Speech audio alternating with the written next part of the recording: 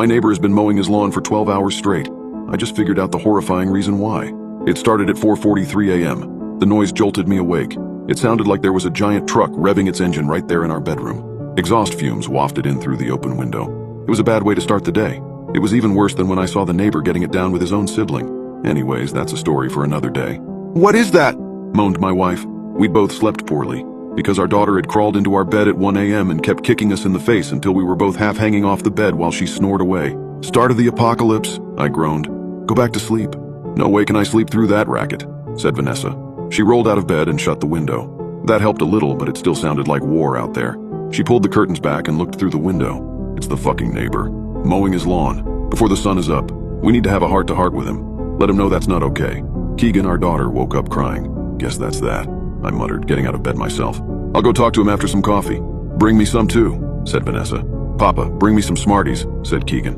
No Smarties for breakfast. Banana or toast, but not Smarties." "Fine," huffed Keegan. "Toast, cut into shapes." I sighed. This was really the last thing I wanted to be doing at 4:45 on a Saturday morning. Making coffee and cutting toast into animal shapes instead of drooling in my sleep and dreaming of a gentler world. I went into the kitchen and started the coffee and toast and then looked out the living room window. Sure enough, there was Mr. Limsky mowing his damn lawn in his damn bathrobe, no less. That was another thing that I had no desire to do.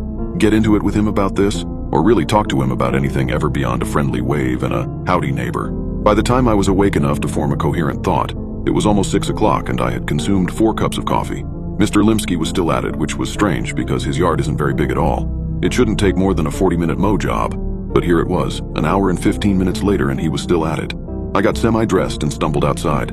I walked across my own yard, which I noted needed mowing itself. Maybe I'll tell him that if he mows my lawn and promises to never start so early again, I'll let it go. But I knew that I wouldn't do that. I was a coward. As I got closer, I observed with some confusion that his lawn was already mowed. He was going over it a second time now. I walked up to our property line, denoted by the contrast between mowed and unmowed grass, and started waving my hands in the air, waiting for Mr. Limsky to notice me. He never did. He just stared straight ahead and kept pushing the mower.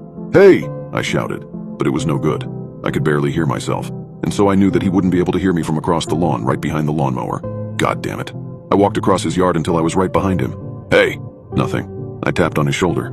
Nothing. He just kept pushing the lawnmower onward over the already mowed lawn. I didn't know what to do. "I'll catch him after he finishes, I guess. He's in the zone." I shrugged and was getting ready to turn back to my house when I saw a trickle of what was presumably urine run down his bare leg. Jesus. I went back to my house and opened the door. Vanessa was reading a book to Keegan. She stopped when I came in and looked up. "Well, he couldn't hear me. I'll go over there once he stops. He's got to stop sometime, right? And, well, I'm a little worried about him, honestly. I saw him,